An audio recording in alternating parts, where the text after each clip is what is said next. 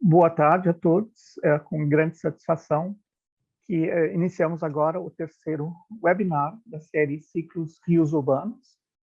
É com imensa satisfação que apresentamos os resultados do nosso projeto, as experiências de cada participante. Esse terceiro seminário tem como tema a plataforma Urb Verde, Narrativas Ambientais. Ele é interessante também porque é a primeira cooperação bilateral que nasce no seio do nosso projeto, na nossa rede, do RUN, os Rios Urbanos Naturalizados. É interessante por isso, porque ele traz essa conexão que é, ou novas conexões, que é uma das maiores funções das nossas redes, né? Trazer partners, trazer as pessoas a trabalhar, a se conhecerem e a trabalharem e cooperarem. E eu estou bastante satisfeito porque nessa primeira conexão, nessa primeira ação em conjunta, a nossa universidade, a Lusófona de Lisboa, também está envolvida, junto com os colegas da Universidade de São Paulo, do campus de São Carlos. E eu estou bastante satisfeito com isso, porque essa é a nossa primeira iniciativa de colaboração e é um dos primeiros resultados da rede, essa interligação, essa conexão mais profíncua entre os parceiros, essa divisão de conhecimentos, de capacidades e essa partilha, não é? Na realidade, não é de divisão, mas essa partilha de conhecimentos e habilidades. Essa cooperação para nós também foi bastante importante, porque ela também nos ajuda a melhorar as nossas capacidades, porque a área de ação é também faz parte de um outro projeto nacional que nós temos aqui em Lisboa. Eu não vou prolongar mais essa introdução. Eu sei que nós temos vários colegas, vários estudantes a trabalhar nessa apresentação, a organizar esse webinário. Isso também é interessante, que nós temos a participação de várias pessoas. Eu passarei, então, a palavra ao Antônio Manuel, ou Manuel Rodrigues, desculpe, que fará a introdução, então, do tema. Obrigado. Oi, Carlos, boa tarde. Bom, obrigado. E em nome de todos, né, calhou de eu iniciar essa fala. Primeiro, a gente vai procurar falar pausadamente, né, embora isso seja um pouco, às vezes um pouco complicador, né, face ao raciocínio mental. E é importante, antes de mais nada, também destacar que esse grupo de trabalho que aparece hoje aqui, ele envolve pesquisadores, pós-doutorandos e doutorandos, né, pós-graduandos, não apenas da Universidade de São Paulo, né? Ele compreende pesquisadores de 3 unidades da Universidade de São Paulo, o Instituto de Arquitetura e Urbanismo, a Faculdade de Filosofia, Letras e Ciências Humanas, né? A Escola de Engenharia de São Carlos e também, né, a Arquitetura e a Faculdade de Saúde Pública, assim como, né, pesquisadores de 2 outras universidades brasileiras, né, a Universidade Federal de São Carlos e a Universidade Federal da Bahia. Essa primeira tela, na realidade, ela retornará, ela mostra 2 imagens, né, e é importante destacar que se trata de um trabalho em desenvolvimento, né, um relativo à plataforma Urb Verde, que fundamentalmente a gente quer trabalhar e apresentar, e um outro, né, relativo ao desenvolvimento de narrativas socioespaciais. Se por acaso estivermos falando muito rápido, eu peço aos colegas de língua espanhola que, por favor, né, nos avisem, a gente reduz um pouco, né, a fala, o ritmo da fala. Essa é a estrutura, né, e essa é a equipe de apresentação, os nomes constam aí, essa não é a equipe toda envolvida nesses trabalhos. E aí a itemização desses 5 pontos que a gente procurará brevemente tratar, né, e introduzir o que a gente vem desenvolvendo a vocês. Pode ir. As duas coisas, a imagem. Bom, a primeira diz respeito. No fundo, o que a gente traz a vocês são dois trabalhos em desenvolvimento, né? São duas linhas de investigação e desenvolvimento, né? Mas que, no fundo, elas trabalham procurando estabelecer novas relações, né, entre a ciência, no caso, a cartografia, né, e um objeto específico, né, um mapa ou uma narrativa, né? E muito pautado num dos princípios da RWAN, né, a RWAN enquanto, né, uma proposta que objetiva o desenvolvimento de um projeto de ciência cidadã e, portanto, né, um processo de cocriação e coparticipação no registro, né, por um lado, de dinâmicas socioespaciais e em toda uma produção e sistematização de dados, né, por outro lado, né, relativo ao desenvolvimento de políticas públicas. Então, sim, ele tem duas linhas de investigação, um aporte teórico, conceitual, né, que objetiva, né, por meio dessa associação da cartografia e do objeto mapa, o desenvolvimento de dados e síntese de aspectos, sejam eles diferentes, distintos, sejam eles contextuais ou de análises ambientais e morfológicas ou de registros, né? Vocês verão que um desenvolvimento multiescalar, né? Ele não apenas multiescalar, mas também transdisciplinar, e que compreende certas técnicas computacionais, né, específicas para esse desenvolvimento, né? Tem um objetivo nisso, né, que é o registro, né, das desigualdades socioespaciais que são produzidas ao longo dos cursos de água, ao longo dos rios urbanos, né, e como que isso pode ser associado a padrões de urbanização.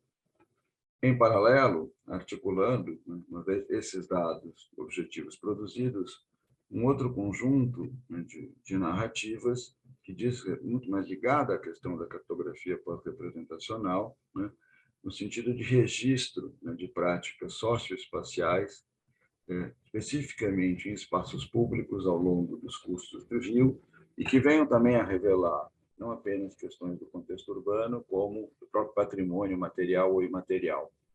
O próximo, só para concluir e passar a palavra ao Marcelo, então, é isso, né?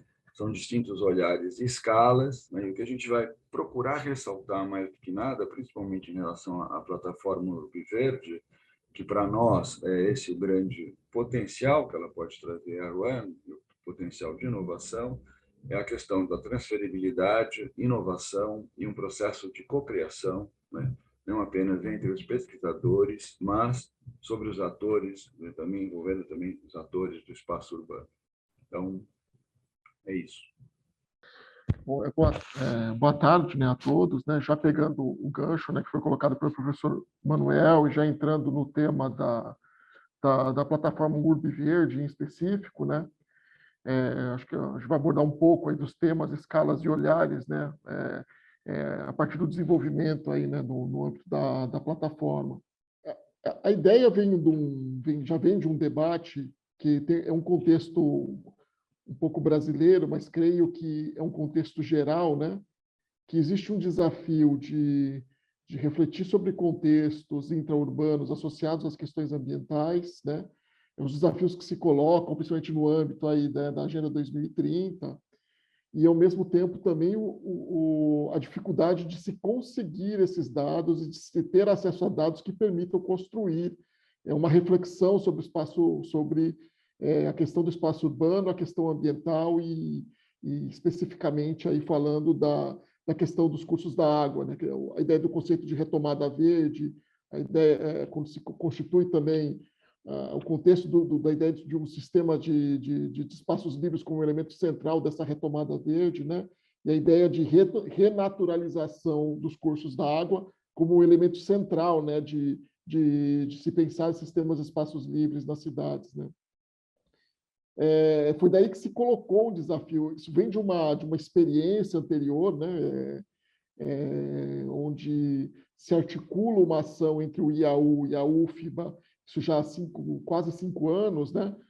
onde se começa a se utilizar, né, ferramentas de computação em nuvem e técnica, classificadores de inteligência artificial para tentar produzir dados em massa para essas leituras, aproveitando o suporte dessas plataformas, das imagens de satélite, né? Então, o que se colocou como um desafio, mas um desafio que, de certa forma, é uma plataforma é uma plataforma, a gente está falando de um protótipo de plataforma, mas um protótipo de plataforma customizável, ou seja, a gente tem o desafio de produzir uma informação, e aí é um desafio massivo para 645 municípios do estado de São Paulo, né, produzir dados em escala interurbana, mas também com uma ideia não só da produção dos dados para esses municípios, mas com uma ideia de que é possível pensar em trabalhos comuns e na ideia de transferibilidade, como o Manuel colocou, de cocriação, co-desenvolvimento e inovação tecnológica no âmbito da rede RAN e como nós articulamos essa ferramenta como uma ferramenta que pode ser um elemento central de produção de informação no âmbito de uma série de questões que são de interesse comum, que nos permita construir horários comparados e relacionais para pensar rios urbanos, renaturalização, Agenda 2030. Né?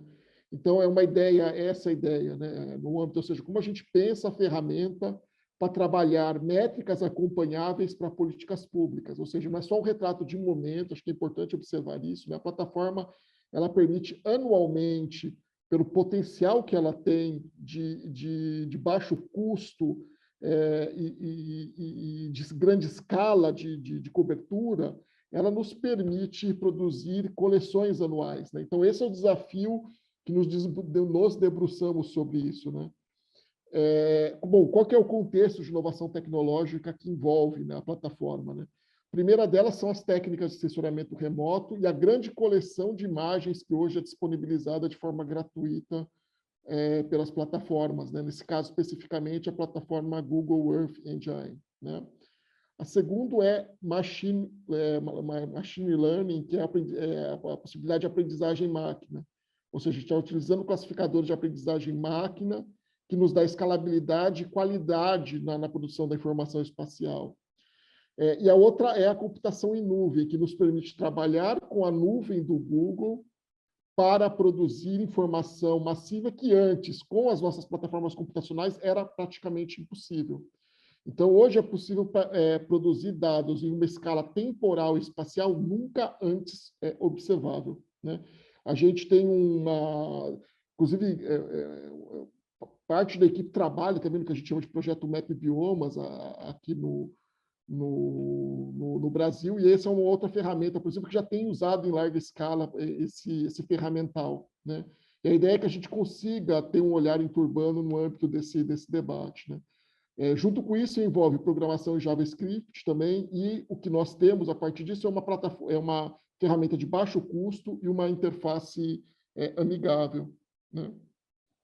Então, essa é a equipe de trabalho. Né? A gente tem, como o professor Manuel falou, são professores, pós-doutorandos e alunos de graduação de três instituições, aí falando da aluno de graduação, Ana Carolina, né? O Breno, o Daniel, que é pós-doutorando, o Breno está aqui presente, vai apresentar, aluno da Escola de Engenharia de São Carlos, o Edmilson também, aluno do mestrado, o Eduardo, também aluno do mestrado da FEFELESH, na área de sensoramento remoto, os dois estão trabalhando, o professor Fernando Shinji Cavabuco, né, que é também da área de sensoramento remoto, da Faculdade de Filosofia, Letras e Ciências Humanas, o Gustavo, também, da Escola de Engenharia de São Carlos, o professor Júlio César Pedrassoli, que está aqui presente, também da área de sensoramento remoto da Universidade Federal da Bahia, a Joyce Genaro Gomes, que é a nossa pós-doc, né, no Instituto de Arquitetura e Urbanismo, junto comigo e o professor Manuel, o Leonardo Fernandes César, aluno da Escola de Engenharia de São Carlos,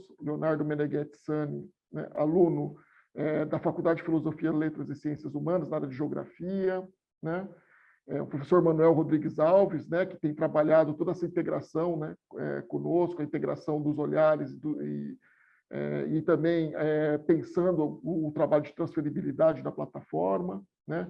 Eu também, que sou professor do Instituto de Arquitetura e Urbanismo, junto com o professor Manuel, professor Marcelo Montanho, que é engenheiro ambiental, professor da Escola de Engenharia de São Carlos, Marcos Roberto Martinez, também da área de censuramento remoto, professor, geógrafo, professor na Universidade Federal de São Carlos,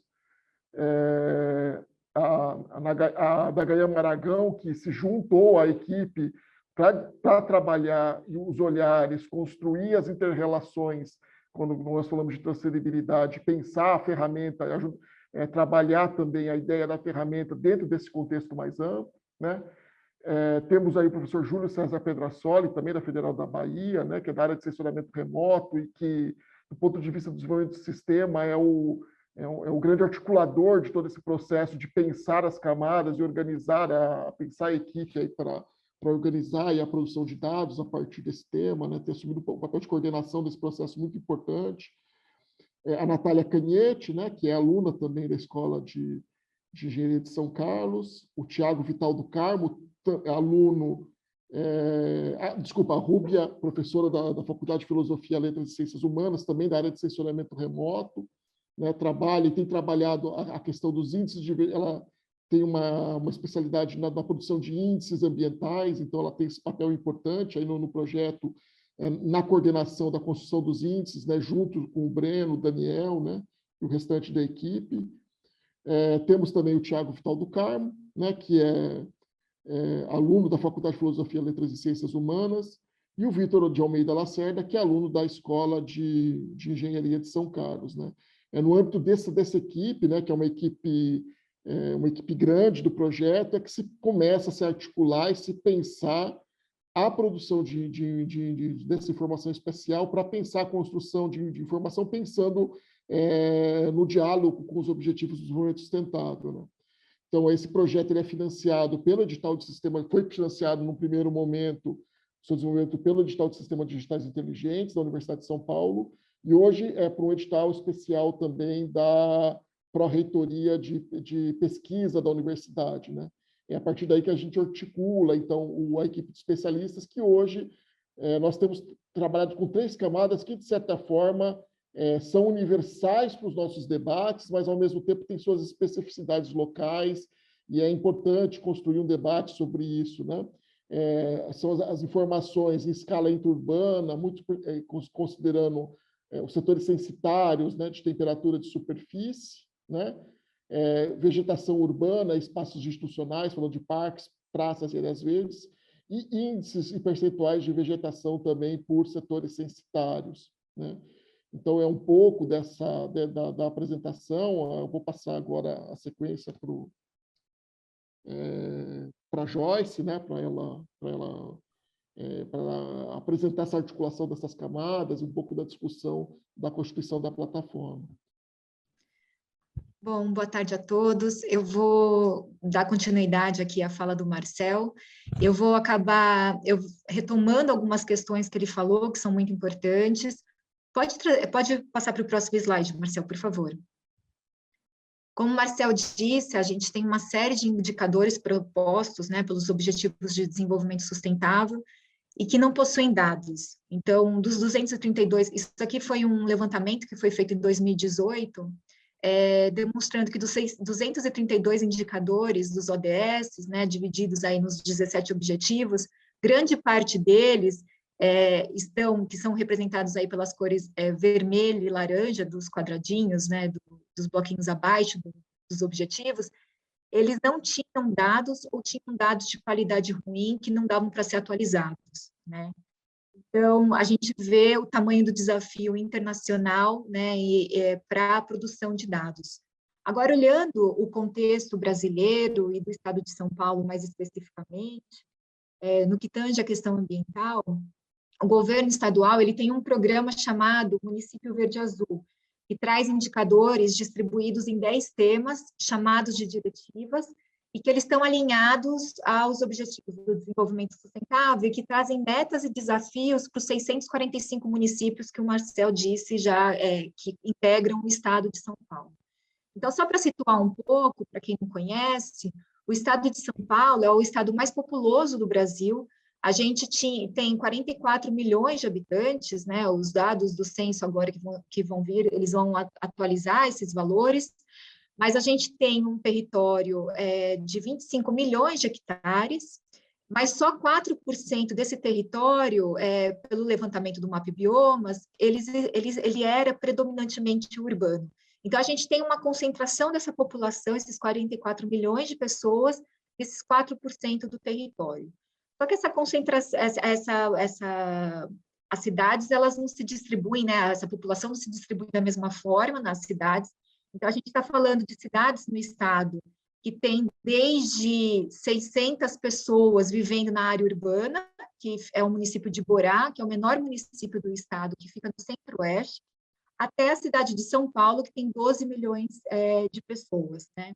Então, essas diferenças entre os municípios, elas se refletem também em diferenças orçamentárias, de estruturas tecnológicas e de profissionais, né, técnicos disponíveis pelos municípios e que conseguem responder, por exemplo, a essas diretivas do Programa Verde Azul do Governo do Estado, que dá direito a acessar fundos orçamentários. Então, quem consegue responder tem direito, quem consegue responder consegue uma boa pontuação, porque respondeu bastante coisa lá, são mais de 200 questões que eles colocam para os municípios, tem uma boa pontuação e consegue acessar o orçamento. Né? Então, isso acaba determinando os municípios que vão conseguir ou não responder a esse programa e acessar esses recursos.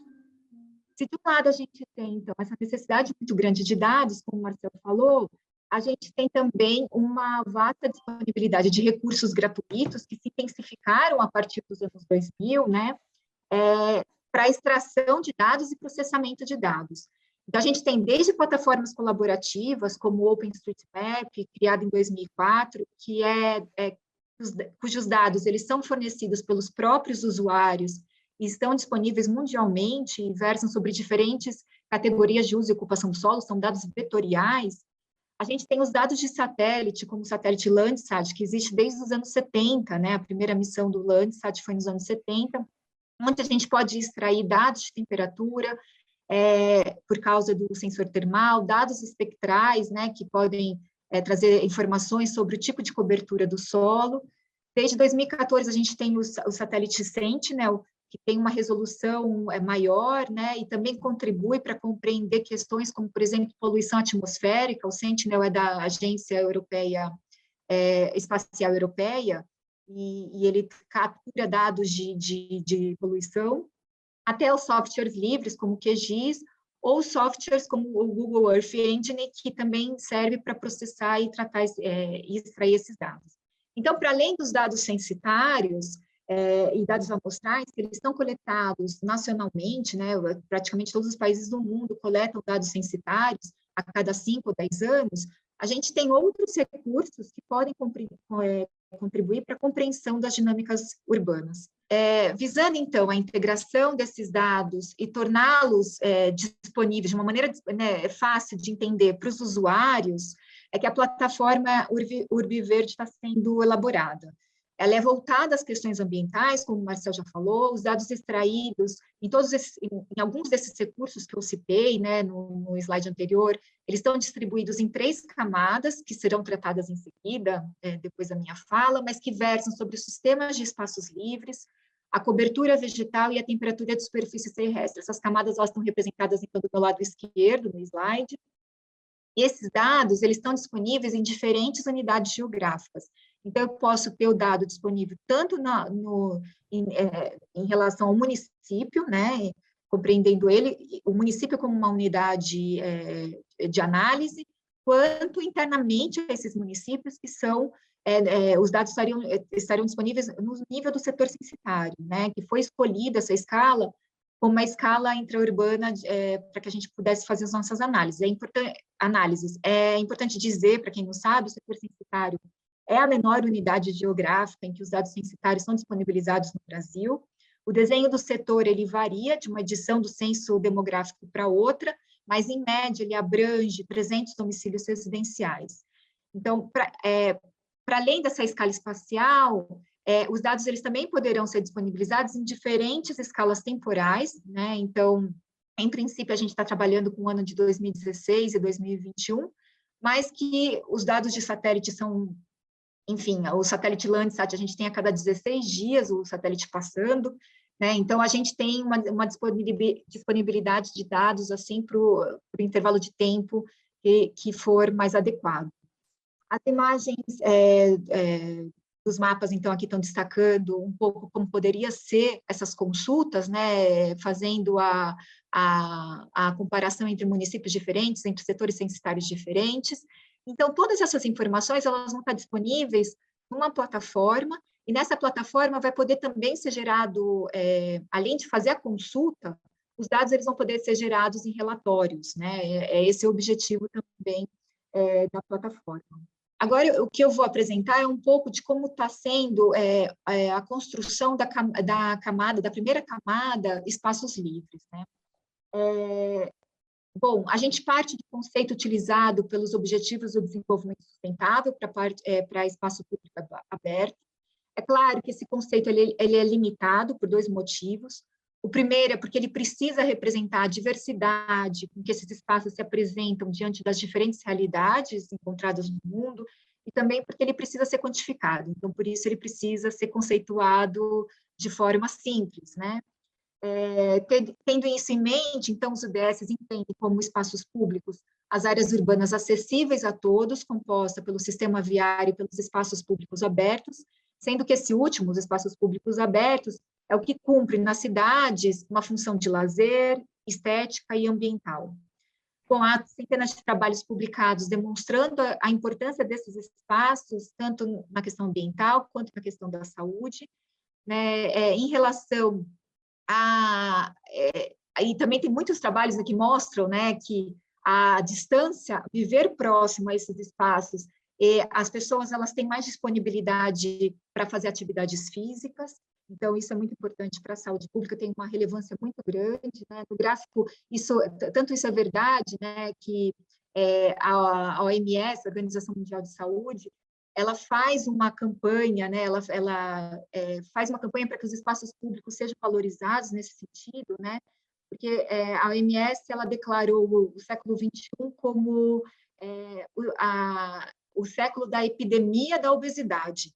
Então, assim, o mundo nunca esteve tão obeso como agora, né? E isso só tende a aumentar. Então, só no Brasil, por exemplo, em 2019, os gastos diretos e indiretos com a obesidade, eles comprometeram 2,11% do PIB brasileiro, o que equivale a 40 bilhões de dólares.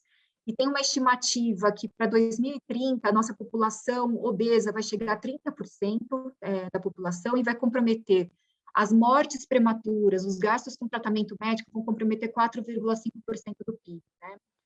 Então, a ONU, ela estabelece como meta que os espaços públicos, juntando o sistema viário e os espaços abertos, ocupem 45% das áreas urbanizadas, mas dados amostrais apontam que a média mundial é de que as cidades apenas destinem 16% das suas áreas urbanizadas para o espaço público, e que, em média, só 47% da população urbana ela reside próximo a esses espaços.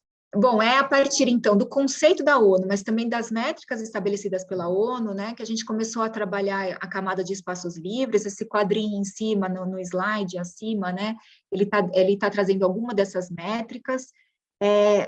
Então, a ideia é mensurar esses espaços tanto do ponto de vista da cobertura, né, apontar a proporção da área urbanizada que esses espaços ocupam, quanto do ponto de vista do acesso, entendendo que é a proporção e a característica da população que é atendida, que vive próximo a esses espaços. Nesse sentido, então, o objetivo é responder perguntas do tipo, né, do ponto de vista da construção, para a construção das políticas públicas, são fundamentais para a promoção da equidade, do uso e do acesso à cidade, né? Esse acesso à cidade também é acesso à saúde, ao bem-estar, que são fundamentais para toda a população. Então, o mapa abaixo mostra as grandes perguntas que estão direcionando assim, nosso olhar, se existe desigualdades nessa distribuição dos espaços livres entre os municípios do estado de São Paulo. Então, a gente percebe no mapa abaixo, no mapa do estado de São Paulo, os primeiros resultados, né, os nossos resultados, é que essa distribuição não se dá de forma homogênea. Então, a gente tem municípios que têm muito pouca presença de espaços verdes, outros que têm maior presença, né, e outras questões que também estão norteando a pesquisa, assim, internamente aos municípios, aos espaços urbanos, na verdade, essa distribuição se dá de forma homogênea. Então, o que a gente está fazendo é, a partir dos espaços livres, com área de meio hectare ou superior, a gente está traçando um buffer, né, um raio nesses equipamentos de 400 metros, e contabilizando a população que vive lá dentro, né? E também contabilizando características que, para o contexto brasileiro, revelam questões de desigualdade. Então, por exemplo, pelo gráfico que a gente está vendo abaixo, em vermelho, aparecem as características demográficas e socioeconômicas da população que está inserida dentro e fora do buffer, né? Se não tem diferenças muito significativas do ponto de vista etário e de gênero, nesse caso que a gente está trazendo de exemplo, a gente percebe diferenças raciais dessa população e diferenças socioeconômicas também, que a gente está medindo através da existência de domicílios com 3 banheiros ou mais, né? Então, a gente percebe que essas características, elas são diferentes dentro e fora desse buffer, demonstrando, então, que existe, sim, uma desigualdade no acesso a esses espaços. Outro ponto de atenção que eu acho que é importante dizer na espacialização desse mapa maior, que está mostrando dentro da cidade, são os cursos d'água, né, que muitas vezes eles se sobrepõem aos espaços livres. E, nesse sentido, então, direcionar o nosso olhar sobre esses espaços é também resgatar a importância que os recursos hídricos possuem para a qualidade ambiental e que foi perdida ao longo do tempo, né, considerando o histórico da urbanização brasileira. Esse próximo slide, ele está apresentando a estrutura da nossa camada de sistema de espaços livres, né, um slide um pouquinho mais técnico, mas que a gente quis trazer de forma bastante resumida, mostrando que os nossos dados de sistemas livres, para montar esse sistema de espaços livres, na verdade, eles vêm do OpenStreetMap, então são dados que estão disponíveis, e nesse sentido, ele pode ser replicado, essa metodologia que a gente está construindo, porque ele vem de uma plataforma que os dados são levantados no mundo todo, né, e eles trazem as mesmas categorias, as categorias são as mesmas em qualquer lugar. Então, a gente fez isso para mostrar um pouquinho do trabalho que a gente fez, a gente filtrou esse banco, a gente primeiro fez uma análise bastante minuciosa desse banco para entender todas as informações que cada uma dessas categorias de uso do solo, são mais de 20 categorias, elas trazem de informação. Então, a gente filtrou aquelas categorias que, de fato, estavam retratando os espaços livres, da forma que a gente está entendendo esses espaços, né? Então, a gente trabalhou todo esse banco de dados até chegar num ponto onde ele, cruzando com outras informações, ora informações censitárias, ora informações de outros códigos construídos por pesquisadores de outros lugares do mundo, né, a gente vai conseguir qualificar esses espaços do ponto de vista da presença de vegetação, por exemplo, e também trazer dados socioeconômicos da população que vive em volta desses espaços, né? Então, essa, basicamente, é a camada de espaços livres. Eu vou falar um pouco sobre os índices de áreas verdes, e começando, eles permitem ao observador uma leitura do espaço através de aspectos ambientais relacionados à presença e qualidade da vegetação. Para isso são abordados aqui na camada principalmente 2 índices. O NDVI, que está relacionado à atividade fotossintética da vegetação, e é obtido por meio de uma normalização da resposta espectral do infravermelho próximo e do vermelho do satélite Sentinel-2. E o PCV, que é o percentual de vegetação por pixel, é obtido através de um modelo de mistura espectral aplicado à imagem do satélite Landsat 8. Bom, enquanto o NDVI traz para a gente uma avaliação qualitativa da vegetação, o PCV já traz mais um caráter quantitativo. Assim, é possível mensurar não somente a quantidade de vegetação em uma dada região, mas também o seu tipo, se é arbóreo, se é rasteiro. E, bom, como que a gente faz isso? Marcelo, se puder passar. A metodologia é praticamente toda pautada em cima do Google Earth Engine. Lá a gente já tem dentro da plataforma as imagens de satélite Sentinel-2 e Landsat 8. Sentinel-2 tem uma resolução espacial de 10 metros e o Landsat de 30 metros. E esses dados são processados através de algoritmos que a gente desenvolveu com base em outras metodologias, em artigos já consolidados. para a produção de informações intermediárias, e dentro dessas informações a gente tem principalmente o NDV e o PCV, que servem como base para diversos cálculos para a gente. Esses dados vão ser associados a informações censitárias que tem entre elas dados de população, do setor censitário, tem a idade dos moradores, acesso à água tratada, esgoto, entre outros.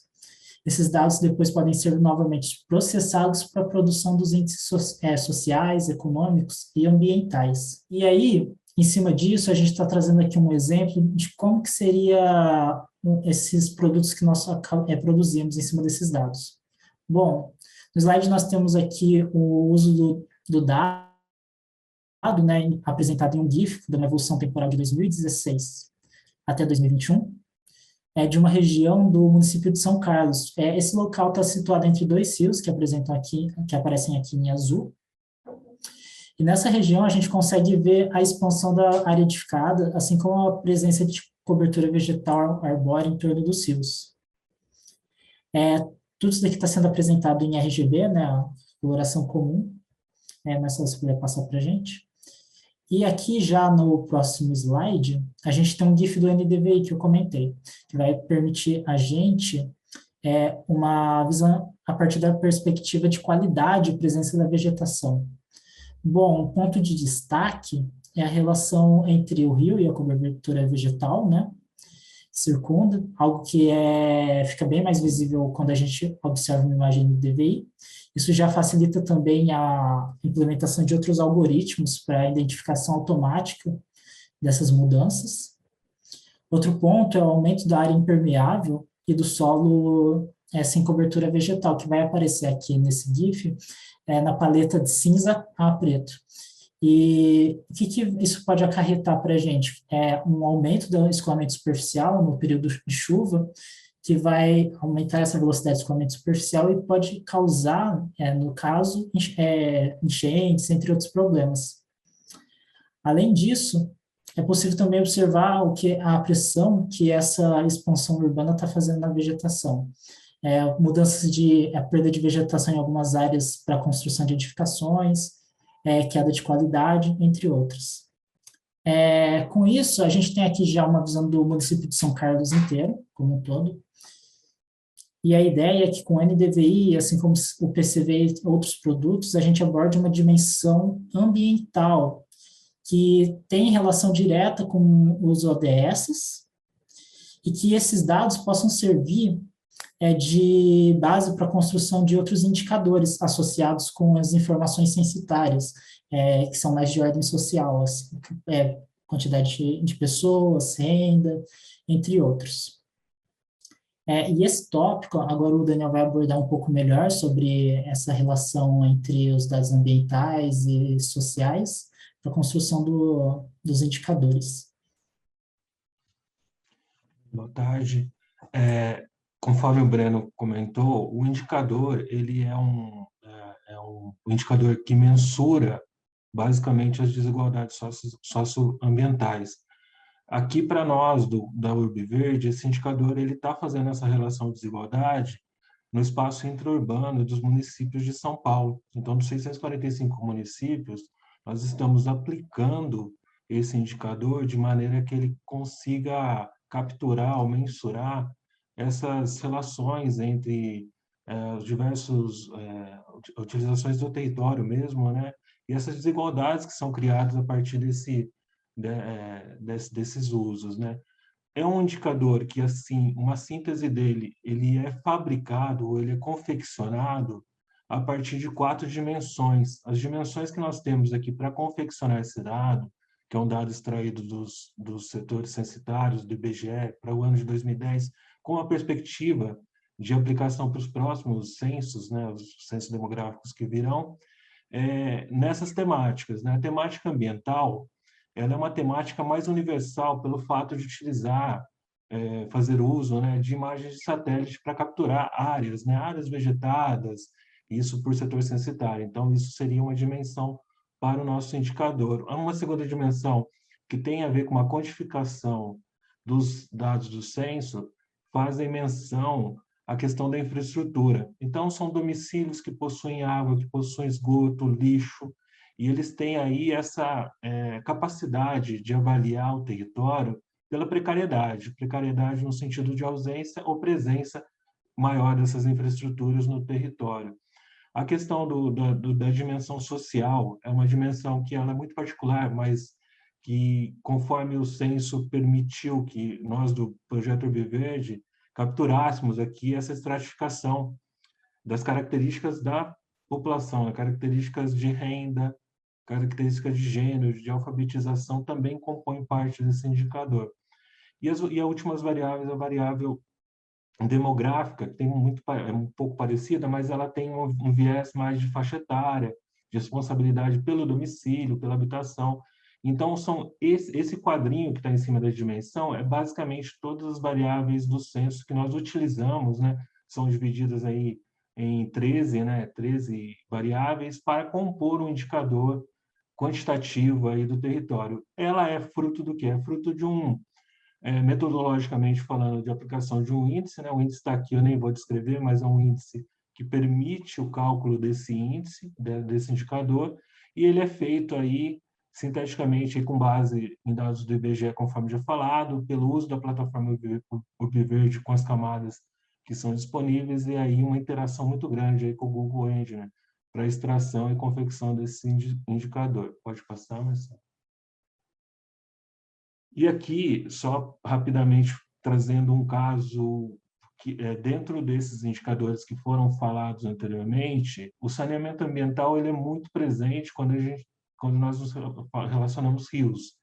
Então, a questão do rio urbano, a questão do próprio evento em si, ele trouxe aqui esse indicador nessa camada de saneamento ambiental, né, de esgotamento ambiental, para o município de São Paulo, que ele é uma amostra muito representativa de tudo que o estado de São Paulo tem, né? Ele é o macro de tudo, mas, enfim, ele traz aí essa espacialização das desigualdades aí de acesso e precariedade de domicílios à questão do esgoto, né? Então, você vai perceber que em São Paulo você vai ter essa presença ou não próximo ao rio, né?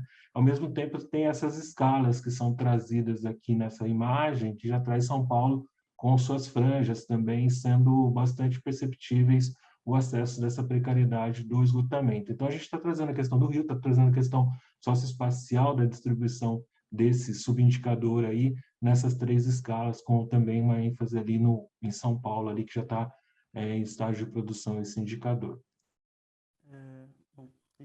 Mais uma ferramenta disponível é medir as temperaturas de superfície, que são medidas em graus Celsius, usando as imagens de satélite. No caso, para a plataforma Urbiverde, nós analisamos cada um dos municípios no estado, o que totaliza uma área equivalente à área do Reino Unido.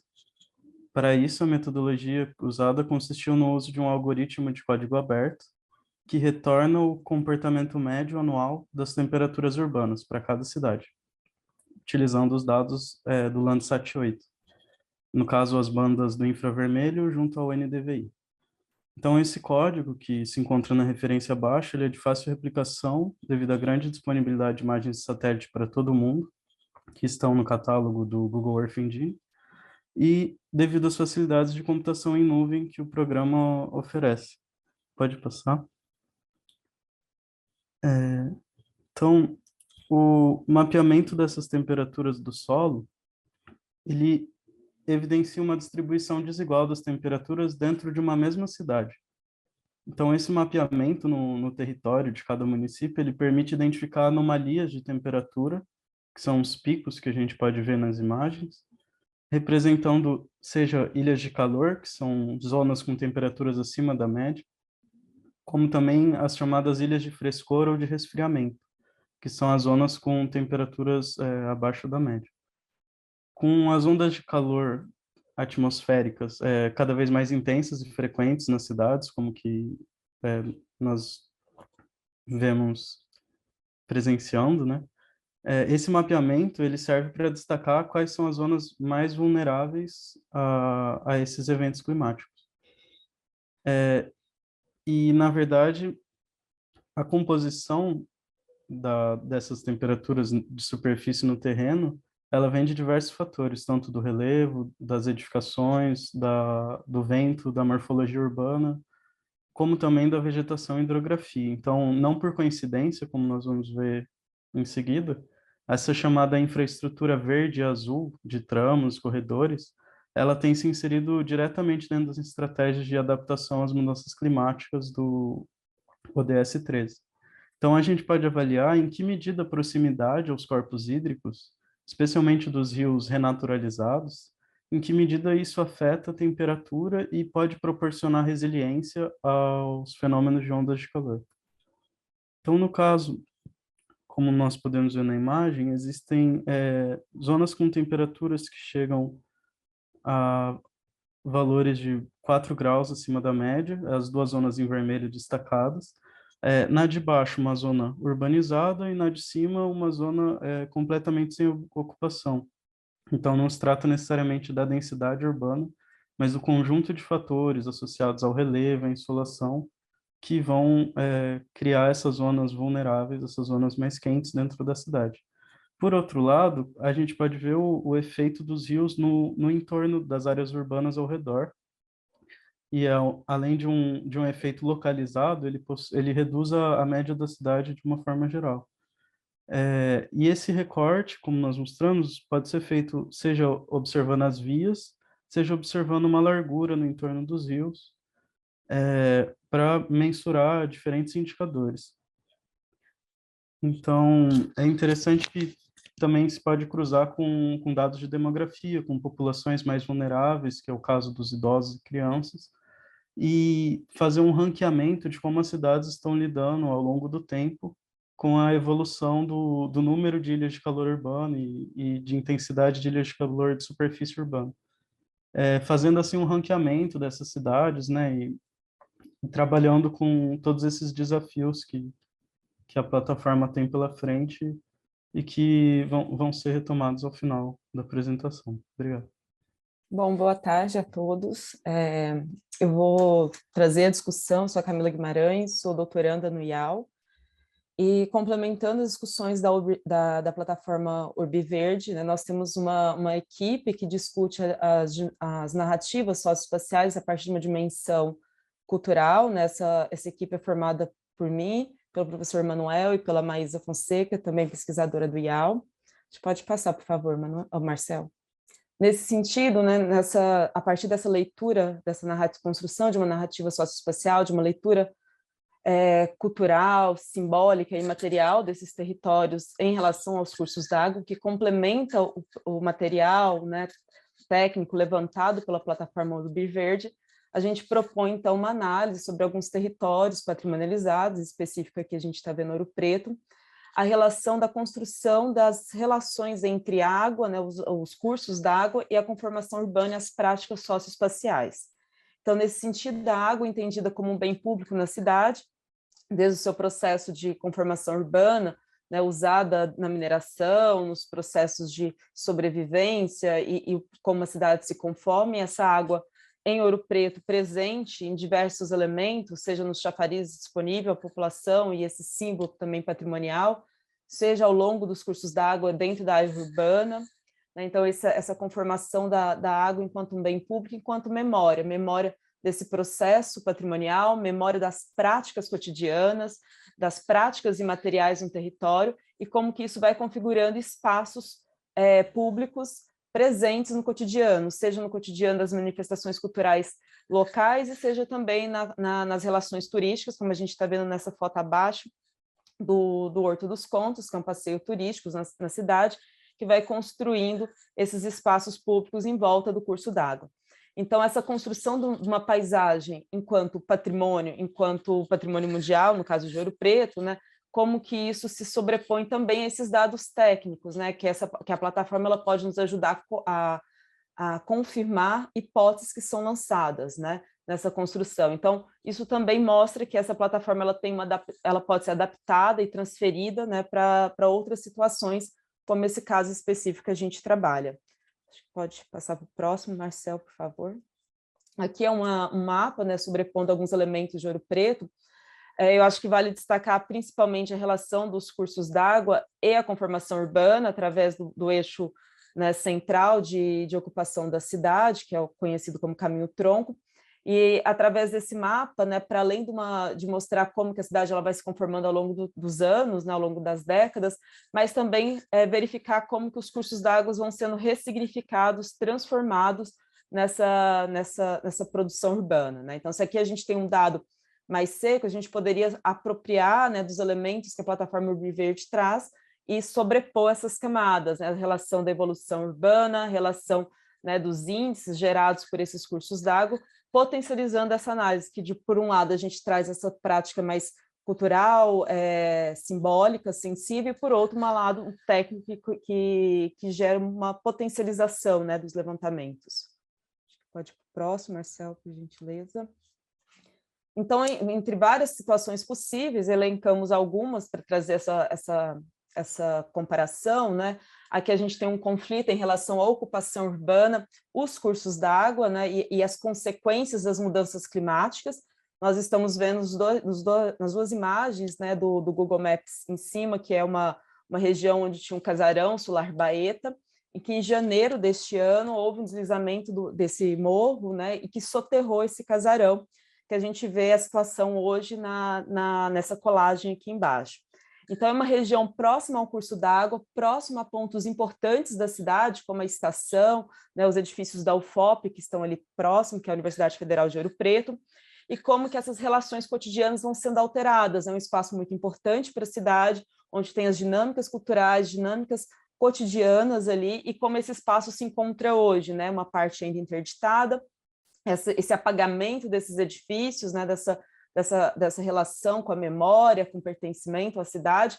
Então, são transformações, consequência da ação humana sobre o território, né, consequências atuais, e como que a gente vai gerando também análise sobre essas ações sociais, culturais que acontecem ali, né? Então, a plataforma, ela, ao mapear as situações, né, possíveis desse território, ela pode gerar essas percepções de ameaças, né, de transformações nesse território patrimonializado e a transformação dessa paisagem. Próximo, Marcel, por gentileza. Essa aqui é uma cartografia, então, nessa produção, nessa dimensão socioespacial, cultural, a gente tem produzido cartografias, né, cartografia sensível, cartografia crítica. Essa é uma cartografia que representa a relação entre as manifestações culturais que vão sendo, aos poucos, né, colocadas para fora dessa área mais protegida, que representa essa área vermelha de Ouro Preto, essa delimitação desse polígono vermelho, né, uma área mais protegida, e como que essas manifestações elas vão sendo, aos poucos, né, colocadas à margem dessa área preservada.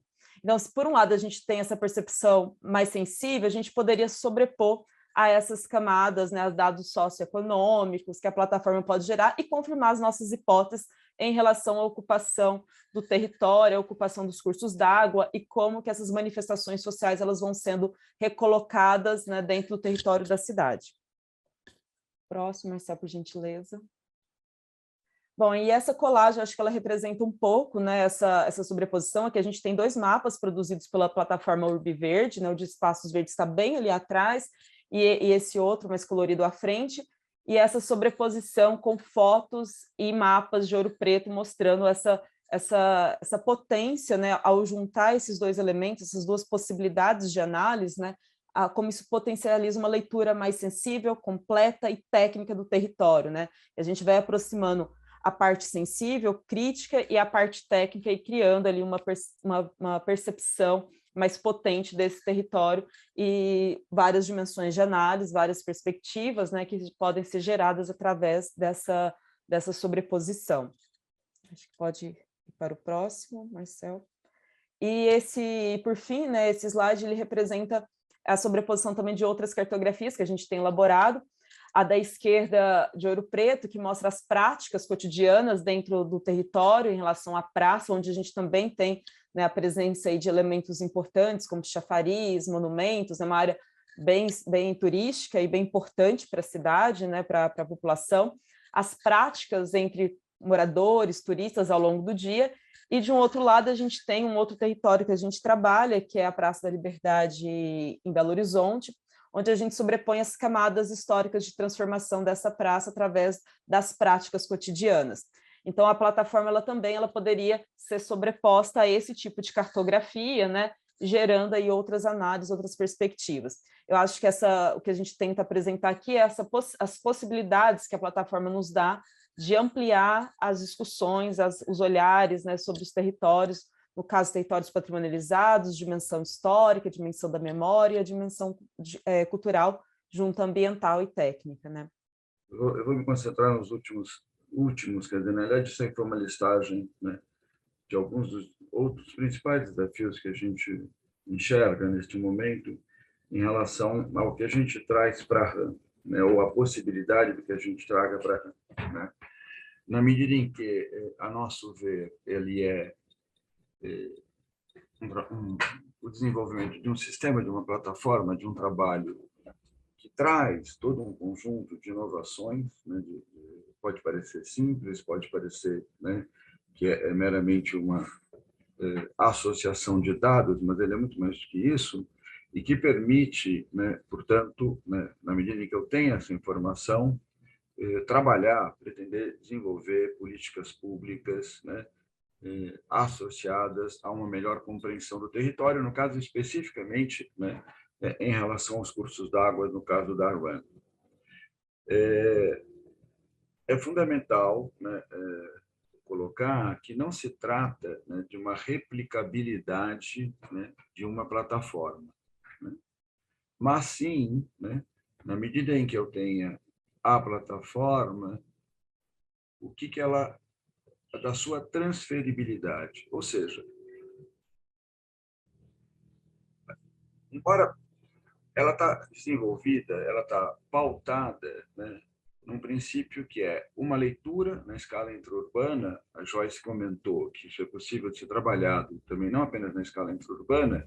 Eu posso depreender dados de todo um município, por exemplo, mas apenas na questão intraurbana, digamos que eu esteja procurando analisar um espaço específico, né, de uma intervenção num curso d'água ou de uma intervenção urbana associada a um curso d'água.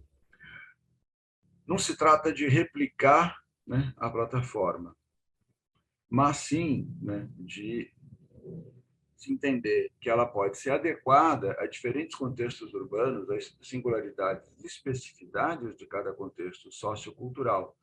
Se entendermos que ela se desenvolve a partir da leitura de uma unidade territorial de análise, né? No nosso caso, dos setores censitários. Em Portugal, né, de uma outra unidade territorial de análise, né, aquela que é trabalhada em Portugal, né, na Espanha, na Argentina e assim por diante, né.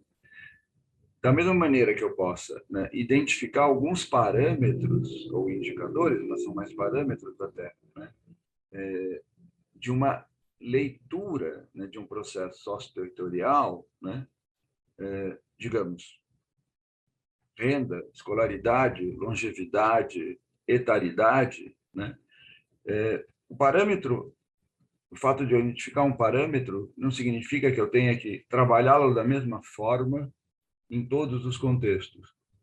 Porque mesmo que a gente adote o IDH ou indicadores do IDH, a maneira como certos indicadores do IDH são calculados em países diferentes, em diferentes países, ele é distinto. Então, é importante isso. Ou seja, eu posso ter, né, a transferibilidade de um conjunto de procedimentos, de uma plataforma, que alguns dos aspectos são universais, efetivamente, o Daniel voltará a isso, né? Mas nos seus parâmetros é perfeitamente... Eu adequo a plataforma à singularidade de cada contexto nacional ou, né, estadual, municipal, né? Então, isso que fundamentalmente eu gostaria de destacar, né? Não sei se o Marcel quer complementar alguma coisa, né? Tem uma questão que é, por um lado, da transdisciplinaridade, né, que está colocado, ou seja, considerando essas realidades de cada território, de cada país, né, e entendendo a necessidade de trabalhar, né, com essas singularidades, com essas especificidades, né, em relação aos rios urbanos, né, como articular, né, as diferentes áreas disciplinares, como explorar contextos de oportunidades que são propiciadas pela plataforma, pela computação, a diferentes situações da RAM, né? como ampliar essa discussão dos parâmetros de desenvolvimento, mas transversalmente aos objetivos da rede. As perguntas elas são autoexplicativas. Como prover uma escala metodológica e de reflexão a partir da rede? Como discutir o seu desenvolvimento e o aperfeiçoamento, né, da plataforma, né? Tendo em mente, né, um objetivo da R1 que se define, né, como uma plataforma, um projeto de ciência cidadã. Então, se eu quero trabalhar políticas públicas associadas à melhoria ambiental, como é que eu envolvo a comunidade de uma forma que não seja meramente consultiva? Como é que eu com eles trabalho, né, no sentido de empoderamento, por exemplo, né? Então, aí são algumas perguntas, né, que a gente gostaria, não hoje, mas a intenção era iniciar essa discussão hoje, né? Como que essas análises, né, territoriais e socioespaciais, associadas a um determinado processo, podem contribuir com o objetivo de um projeto de ciência cidadã, né? E como que essas ferramentas efetivamente venham a se constituir enquanto ferramentas interativas, né? Que forneçam informações não apenas quantitativas, mas também qualitativas relativas, né, ao território urbano, né, a situação, né, como os colegas mencionaram, né, do curso d'água com temperatura ambiente, do curso d'água com a caracterização socioeconômica de um determinado território intraurbano da cidade A, B ou C, né, de eventualmente, né, distinções que sejam possíveis de serem percebidas, uma vez que eu tenho uma série histórica. Então, a característica de uma área interurbana que eventualmente se alterou, passou por um processo de gentrificação ou não, ou de melhoria da qualidade ambiental após uma intervenção urbana, né? Então, esse tipo de coisa que a gente queria trazer, né, à discussão e procurar destacar o potencial que a gente entende, né, que esses trabalhos em desenvolvimento têm. Então, complementando a fala do Manuel, e trazendo a questão da transferibilidade de um ponto de vista pormenorizado, né, que nesse caso ele está falando de processos e procedimentos que podem ser replicados, podem ser adotados a diferentes situações, né? Nós temos um exercício que a Nagayama fez, que ela vai apresentar posterior. Então, os dados universais aqui, eles são, nesse contexto, dados que podem ser replicados em diferentes localidades pelo uso singular de, por exemplo, uma plataforma orbital, ou até mesmo algo que foi colocado aqui como ferramental utilizado dentro do projeto, que é a base do OpenStreet, né? Então, ele é universal porque todo mundo consegue fazer a utilização independente de qualquer localidade, Então, isso é um parâmetro, né? O outro parâmetro, ele está sobre os dados particulares que o Manuel posicionou aqui, que cada localidade tem sua especificidade de leitura social e territorial mesmo. Então, aqui, um exemplo aqui que tem duas fontes de consulta, né? O IBGE e o Instituto Nacional de Estatística de Portugal. São bases de censo e que elas compõem essas peculiaridades do território, então cada uma com sua leitura, né, que faz aí da sua população e, enfim, das suas infraestruturas e tudo mais. E, ao mesmo tempo, também tomar um pouquinho de levantar essa questão de como que o território faz suas conceituações de espaços, né? Por exemplo, espaço de áreas verdes não é o mesmo no Brasil e em outras localidades. Então, também pontuar essas diferentes denominações aí dadas às utilizações dos espaços urbanos. E a metodologia ela tem aí uma replicabilidade que já faz uso de procedimentos metodológicos já não importados, né? Advindos de outras localidades, né? Eu vou dar um exemplo aqui, a camada de temperatura de superfície faz uso de metodologia de artigos publicados em Yale, no Instituto de Português do Mar e Atmosfera e outras localidades aí. Então, essa é uma conjuntura que abrange a questão da transferibilidade enquanto metodologia, enquanto procedimentos e processos. Pode passar, Marcelo.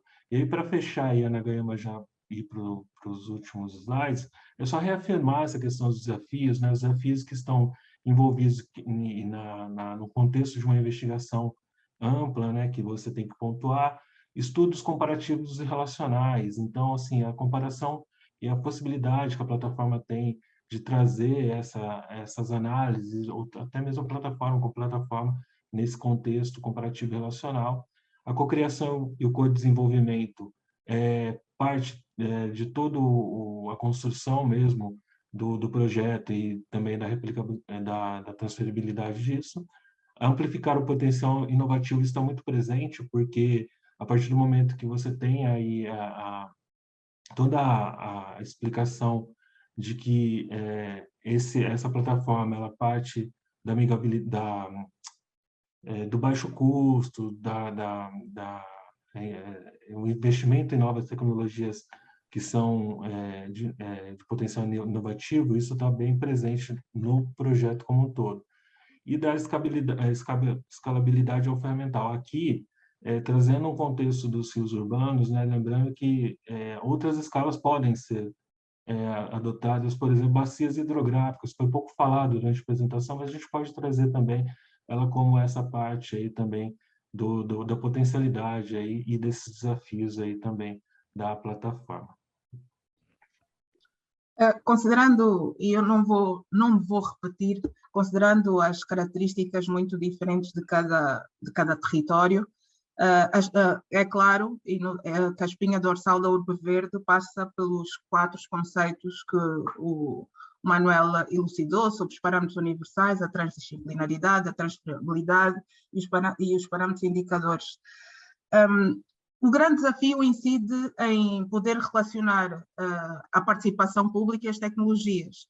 Nós utilizamos aqui uma ferramenta que é o Google Earth Engine. Este Google Earth tem por base o Google Street Map, os dados do OpenStreetMap. Estes dados já têm uma estrutura colaborativa e isso vai de acordo com os eixos estratégicos da própria construção da rede Cited, que é o eixo estratégico também investigativo, que é a questão da ciência cidadã, não é? Que é um pensamento estratégico com uma metodologia participativa de entender a informação a partir da formulação de política pública.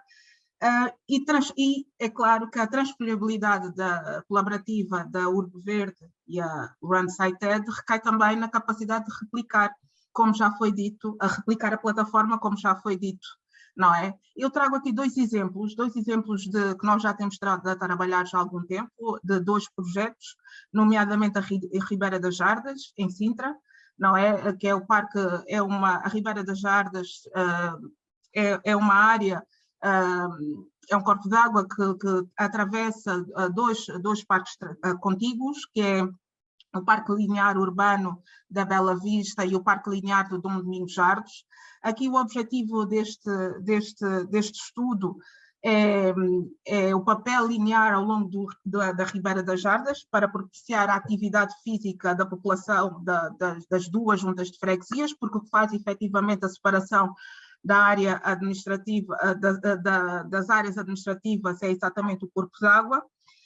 E o Verde Desporto é um projeto que visou adquirir um conhecimento para a promoção do espaço integrativo, do diálogo entre os diversos utilizadores, alinhados com as prioridades das juntas de freguesia nas ações de governança, tanto no fortalecimento como na cooperação comunitária. Inspirados também nesta cooperação, que também que é toda a base desta construção da rede, nós aqui conseguimos identificar, e foi um exercício muito, muito interessante. Eu não vou explicar a parte técnica, porque foi toda já desenvolvida pelos meus colegas, tanto o Breno, como o Gustavo, como a Joyce também desenvolveu algumas questões que foram abordadas. Foi muito interessante, porque, nomeadamente, Marcelo deixou de transmitir o GIFT. Não se vê, não sei se está a ver. Exato. Isto é uma análise espacial entre 2016 e 2021, não é? E nós aqui identificamos no retângulo, identifica-se aqui o jardim. E é muito interessante essa análise que foi feita, porque isto permite identificar a variação estacionais do caudal de água e a disponibilidade de água e a sua relação ou correlação entre os fatores relacionados com a imagem de satélite. Não é? No segundo caso, que é o caso de São Tomé, que também já abordei, não vou divagar muito porque já abordei na primeira apresentação, também é uma análise da imagem de satélite de 2016 e 2021. Investigamos aqui o uso do território e as potencialidades hídricas, é o exemplo aqui do lado direito.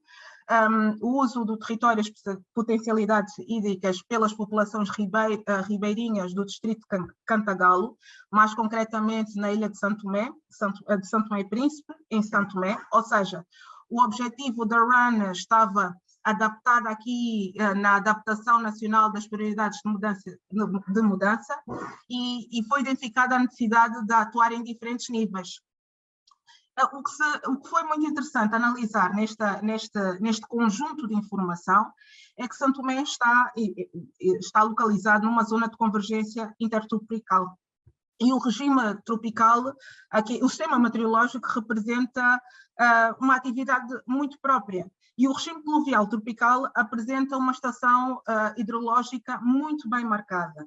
Nós fizemos um retângulo a vermelho e é muito interessante, no retângulo mais à direita, nós identificamos uma expansão urbana com alguma evidência, quer dizer, de 2016 a 2021, a expansão urbana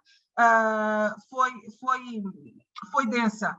E também a alteração da curvatura do meandro, ou seja, através de um processo contínuo de erosão e deposição. Fazendo a dinâmica tendo em conta a dinâmica dos últimos 6 anos, e nas análises anteriores que nós fizemos do território, é visível o impacto das atividades humanas, o impacto dos ecossistemas aquáticos e os riscos agregados. Pela análise da imagem de satélite, da evolução que tem nos últimos anos, não é? E nós certificamos que estes locais, não é, são férteis de forças e oportunidades, mas aqui achei um ponto muito interessante, é que nós, no primeiro estudo, quando eu apresentei, no primeiro webinar, nós apresentamos a análise SWOT deste projeto, e uma das ameaças que nós identificamos no estudo foi os impactos diretos devido às alterações climáticas, o êxodo rural e o abate indiscriminado das árvores, e efetivamente com este GIFT nós podemos comprovar todas essas alterações no território e como é que elas se compõem. Em suma, a rede faz emergir novos conceitos, não é? De cidades baseadas na natureza, infraestrutura natural para a resiliência urbana, e aqui o grande desafio permite identificar soluções baseadas na natureza, transversais a espaços geográficos diferenciados, que permitam potenciar a criação de cidades mais sustentáveis e resilientes e que também possam ajudar a concretizar as agendas globais e as suas metas. E eu termino aqui a apresentação e a ponte entre a rede. Ótimo, muito obrigado pela apresentação. Obrigado pela participação de todos. Eu percebo que essa plataforma é realmente, pelo meu ponto de vista, como arquiteto, como paisagista, e creio que pode ser uma mais-valia, que ela é extremamente complexa, traz várias informações, mas também permite uma leitura fácil do território. Eu gostei muito da ideia dessa inserção de práticas diárias, práticas cotidianas, com os dados físicos, aqueles números que a gente conhece, que são bastante difíceis de interpretar na mesma plataforma. Muito obrigado pela apresentação. Eu creio que há perguntas no fórum, estamos discutindo. Abrimos, então, para discussão. Caso algum participante online queira colocar alguma questão, pode ser através do chat. Alguma questão, alguma pergunta, algum esclarecimento? Luciana, você... Aqui, de uma Ah, vez? Ok. se você... Bom, Não, é eu mais achei... fácil assim, diretamente. Sim, achei interessantíssima a plataforma, assim, e para o contexto das cidades brasileiras com muita diversidade, achei incrível, e acho que ele tem mesmo esse potencial de ser um instrumento de muita contribuição, né, para o estudo. Eu tive algumas dúvidas, que são um pouco do que a gente estuda aqui, eu gostaria de ouvir vocês falando sobre isso, que é como vocês vão inserir os dados subjetivos que a Camila traz, assim, e traz de cidades muito próximas, traz de BH e traz de Ouro Preto também, mas como que eles entrariam na plataforma? Isso para mim não ficou muito claro, assim, a princípio eu entendi que é por sobreposição, não sei exatamente como, assim, quais são esses dados, porque eu acho que são dados que às vezes são pouco considerados em instrumentos de análise da vida urbana, que tem uma contribuição enorme, porque dizem de um cotidiano e de uma apreensão, até mesmo de uma aderência da população local a essas questões, né? Então, é isso. Deixa eu, super rápido, a ideia, só me complementem, não é levar para dentro da plataforma, Luciano. São dois processos ou dois procedimentos de leitura distintos, absolutamente distintos. A subjetividade de uma cartografia crítica, ela é para nós algo que pode, enquanto registro, né, de um determinado espaço, ser lido ou ser analisado, né, conjuntamente com todo um outro, né, conjunto de dados quantitativos e qualitativos que a plataforma possa oferecer. Mas eu, honestamente, não vejo muito como, quer dizer, dada a subjetividade de uma cartografia crítica, querer jogar para dentro da plataforma. Não.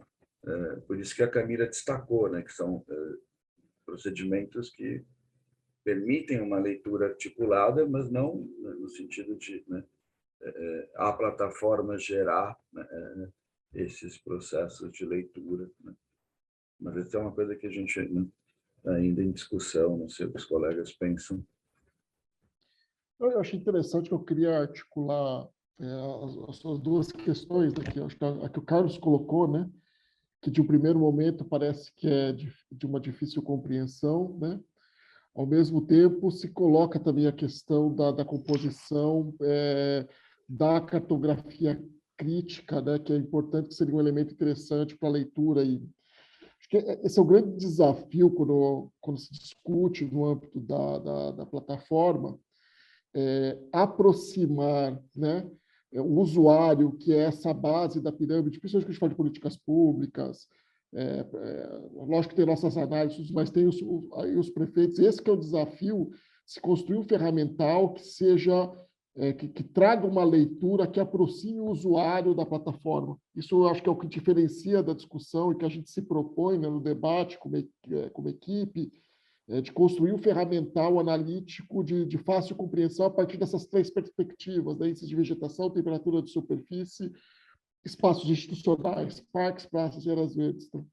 Então, a partir disso se pensa, né? Acho que acho que aí a Camila, acho que ela pode colocar, né? Mas quando você constrói esse ferramental, e aí essa ideia de escalabilidade e temporalidade, ou seja, coisas que eu consigo produzir de forma atualizada, né, com uma excelente precisão, com baixíssimo custo, isso abre possibilidades nunca antes observáveis na história de bases de dados espaciais. Acho que é importante a gente entender que a gente está no momento que a gente pode chamar de disruptivo, né? É um momento onde essas inovações tecnológicas elas vão trazer uma produção de dados massiva, de fácil interpretação, de fácil leitura e de grande disponibilização, que esse é um momento, acho que oportuniza muita coisa quando a gente pensa na nossa rede, né? E quando a gente pensa quando se fala em transferibilidade, em articulação, para ter elementos comparáveis, essas métricas, e esse que é o grande desafio que até hoje sempre se discute, né? Inclusive, assim, são debates duros no âmbito da cartografia, que trabalha com com cartografia, sabe? A ideia da cartografia crítica, que quando você traz, principalmente, dados sobre os objetos técnicos, né, a disponibilização, aquela cartografia dura, você tem muita dificuldade de, talvez se coloca de complementaridades, discussão que são muito difíceis de se construir e muitas vezes se cria um embate entre esses dois campos, né? O que eu acho que a Camila colocou é que existem complementariedades e questões que agora é possível explorar, né? Então, essas leituras que estão se construindo, elas permitem complementar, elas são complementares, né? Quando você fala desses dados em si, que a gente chama de dados duros, né? E, ao mesmo tempo, a ideia da cartografia do sensível, a integração dessa informação, permite hoje produzir reflexões críticas que antes era de difícil levantamento, difícil articulação, e hoje a gente tem um sem número de possibilidades em virtude dessas novas tecnologias e, ao mesmo tempo, das novas metodologias articuladas com essas novas tecnologias.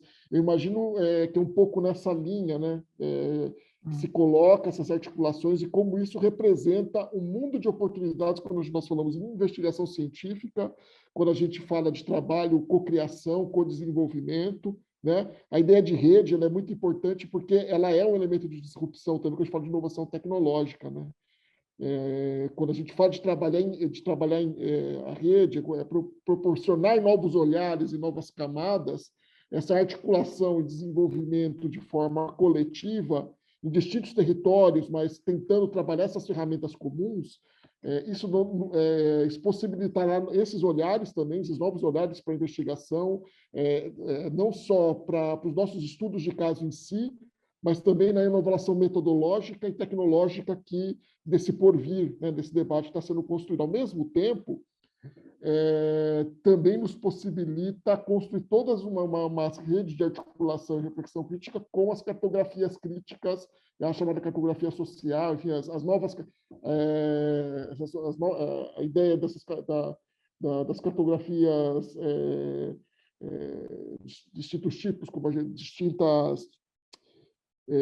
bom, que o Axelrod chama de novas cartografias, né? Cartografia crítica, cartografia social, enfim, que traz todo esse elemento e a ideia de um olhar crítico de como se produz a cartografia também, né? Então, acho que a gente pode construir articulações que antes a gente teria dificuldade. Então, a gente tem um potencial a ser explorado, que acho que vale a pena se debruçar, não só pensar no embate entre esses dois campos, mas nas articulações. Acho que a Camila colocou um pouco, eu fiquei refletindo aqui a partir do que a Camila colocou, que o Carlos colocou, e é mais para jogar para o debate. Tá? Eu acredito que, desculpem, as novas tecnologias estão facilitando também essa leitura de sobreposição, porque numa análise, uma leitura análoga, você tem aquela informação e é isso, né? E com as novas tecnologias, essa sobreposição é fantástica, né? Você pode jogar dados, colocar dados, sobrepor leituras e tem resultados fantásticos. Luciana, você tem um comentário, né? A Camila, professor. Desculpe, Camila, antes de prosseguirmos, só queria perguntar para a Luciana se ficou claro, se está satisfeita com a resposta. Bom, eu acho que a gente podia conversar o dia inteiro e não ia estar satisfeita de jeito nenhum. Assim, eu queria abrir esse debate, que eu acho que é um ponto importantíssimo do que vocês trazem e do que eu consegui entender das duas questões. Eu entendi a questão da sobreposição. Eu acho que tem aí uma linha a ser puxada, enfim, do que considerar, do como sobrepor, de onde sobrepor, o que interessa a essa sobreposição, porque a cartografia é isso, né? É um instrumento político, você põe os dados de acordo com alguns objetivos, né? Então, assim, espero que esse debate continue em outro lugar, assim, não vamos me alongar muito, mas eu acho que a gente tem aí uma conversa para ser construída e que me interessa muito. Assim. Ótimo. Ok. Camila? Depois o Manuel? Acho que complementando, né, o que a Luciana trouxe, né, de questionamento, Luciana, são territórios que eu trabalho no doutorado, que estão aí próximos, né, Ouro Preto, Belo Horizonte, né? Então, eu tenho utilizado a cartografia enquanto acompanhar esses processos de transformação das áreas patrimonializadas, dos espaços públicos patrimonializados, né? E essa cartografia ela vai representando muito a percepção do pesquisador, dos levantamentos, né? Então, essa questão do sensível, crítica, e sempre fez falta, às vezes, essa discussão mais técnica, né? Que se sobrepõe e que complementa essas primeiras percepções, né? De estar no campo, acompanhando determinados processos. E essa sobreposição com a plataforma, ela vem nesse sentido, né? Como usar esses dados da plataforma, mais essa cartografia produzida do campo da experiência, do sensível, crítico, e como que isso potencializa as percepções que previamente tinham sido colocadas, ou talvez até contrapor percepções que tinham sido feitas anteriormente, né? Então, acho que é uma sobreposição, e que essa sobreposição ela vai depender muito também, como você bem colocou, né? Do pesquisador, do que ele quer, né, tirar dessa sobreposição, quais elementos estão sendo colocados em debate, em discussão, e as hipóteses levantadas, né? Então, vem meio nesse sentido que eu percebo essa potencialização com a plataforma, né? Uma sobreposição mesmo de dois estudos, criando aí uma percepção talvez mais potente, né? Mais definida aí desses levantamentos. Mas era isso. Obrigada. Não, super rápido. Luciana, o objetivo que um dos objetivos que a gente teve hoje foi realmente pôr isso na mesa, né? Porque as questões que você coloca são questões extremamente relevantes e para nós, né, também, né? São questões para a rede, né? Quando a gente formou aquelas perguntas, como é que a rede quer ver. E a gente até pensou o timing de trazer essa apresentação, como bem aquela expressão de colocar o bode na sala, de forma que, eventualmente, ou preferencialmente, a nosso ver, isso seja, né, tratado numa sessão, num encontro presencial, né, no seminário que terá, né? Então, esse foi o objetivo que a gente teve, né? A gente sabe que era muita coisa, a gente explodiu o tempo, por mais que a gente tivesse treinado e tentado não explodir o tempo, né? Mas, fundamentalmente isso, né? Abrir esse processo de discussão. A plataforma tem a sua autonomia, né? Ela tem um desenvolvimento, ela responde a um projeto específico e será trabalhada. A questão que fica é, enquanto um conjunto de procedimentos que possa ser transferível, né, o que interessa à rede e de que forma, né? Até porque a segunda parte, a questão das cartografias críticas, é muito mais da abordagem de cada um, né? Se o pesquisador entende que essas cartografias efetivamente somam a compreensão do território, né, ou não, né? Aí é muito também das convicções teóricas de cada um. Para nós ela é importante, né? Eventualmente para outros não seja tanto. Então, isso também é para nós um objeto de discussão, mas eu espero que, sem dúvida, que a gente tenha outras oportunidades também para retomar, efetivamente para trabalhar, né, esse conjunto de questões.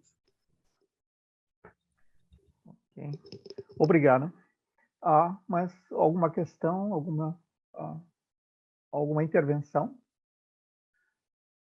Eu só gostava de cumprimentar o presidente da Câmara, o presidente da Junta de Freguesia, desculpa,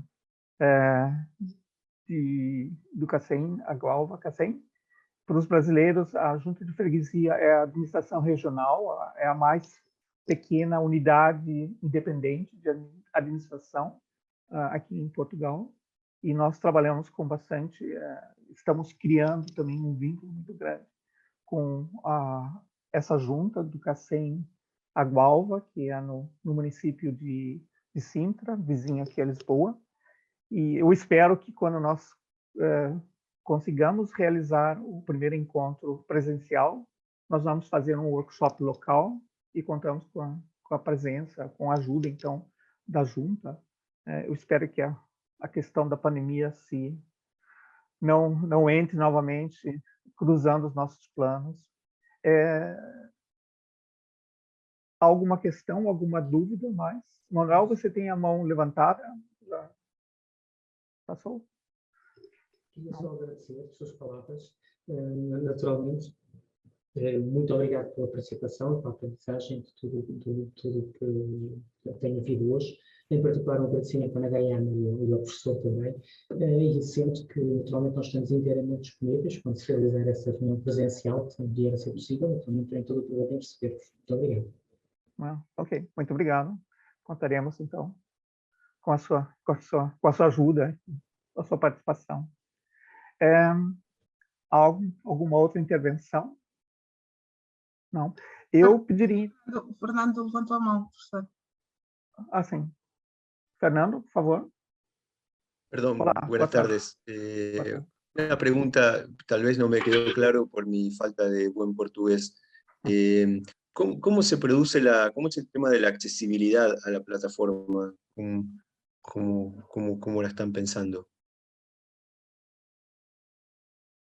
¿Cómo se puede acceder a...? Posso responder? Sim. Marcel? Fernando, acho que é uma oportuna, né? Acho que a pergunta, né, que a gente tem construído agora, né, todo ferramental de programação para a construção das camadas, né? Então, elas já estão quase todas prontas, né? Agora a gente tem um outro passo, que é a contratação de um sistema, né? Então, no primeiro momento, esse sistema ele vai estar disponível online, né?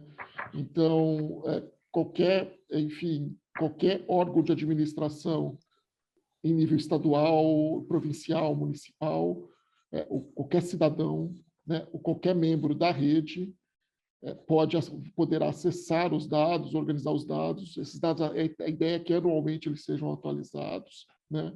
Eles poderão acessar esses dados via plataforma online, né? Na verdade, uma plataforma online, se a gente pensar mais ou menos, se a gente pensar no que estamos falando, né, um conjunto de mapas que trazem também articulados um dashboard, né, com gráficos e informações que permitirão imprimir relatórios específicos sobre um determinado território selecionado, né? A ideia, então, é a ideia inicial de construção desse protótipo até novembro, né? E a partir desse protótipo, né, que é todo um processo de experimentação para entender do que todo esse ferramental é capaz de produzir, né, é que a gente começa a pensar e construir o debate sobre a transferibilidade. Quer dizer, a gente já tem iniciado, na verdade, essa articulação, essa discussão, mas é de pensar, como que a gente pode pensar a exploração desse potencial todo para o desenvolvimento das nossas investigações, de nossos territórios em específico, né? A ideia é que a gente tenha a disseminação dessa plataforma não só pelo território, nesse primeiro momento, que a gente chama o Estado de São Paulo, né?